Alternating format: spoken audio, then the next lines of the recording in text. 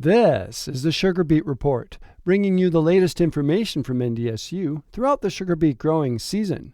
Now that peak fly is past, we can relax, right? Nope. The sugar beet root maggot is feeding on your crops, and other insects are starting up.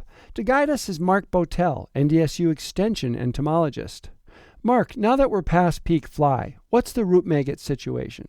The infestations this year were much more moderate than many of the previous years, similar to last year, but slightly higher infestations. So things are kind of spiking up maybe a little bit this year. The peaks in fly activity occurred about a week ahead of normal this year, but from what I was hearing, growers did pretty well with timing their post-insecticide applications. I believe most fields should be in pretty good shape with regard to protection from that pest. Where are the hot spots?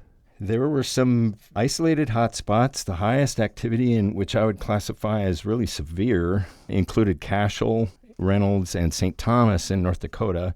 Those were hovering. I think we captured over 1,000 flies at most of those locations, so that was a little over 500 per trap. We also had pretty high infestations at Ada and Borup area as well in Minnesota, and then we had relatively high infestations at Auburn, Bosemont, Buxton, and Nash, North Dakota, as well as Sabin and Stephen in Minnesota.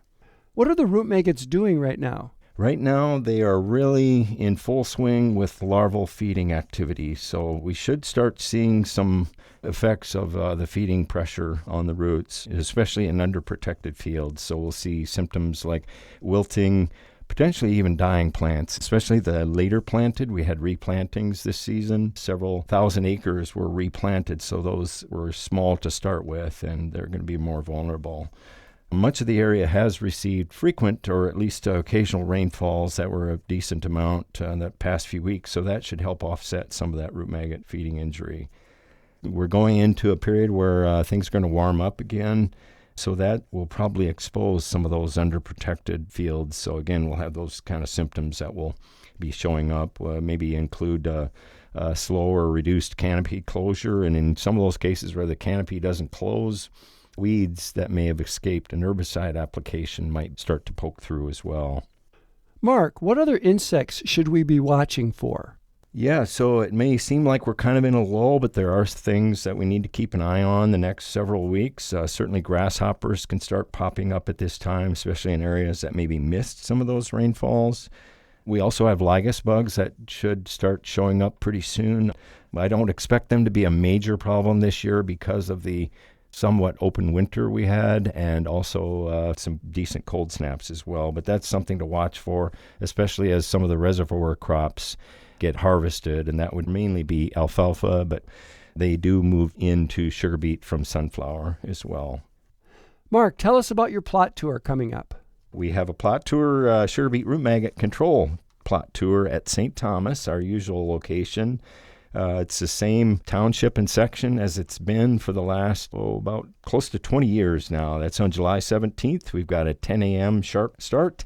We'll have several experiments to show people on root maggot control tactics, not only including currently registered conventional control tools, but also some experimental insecticides to look at.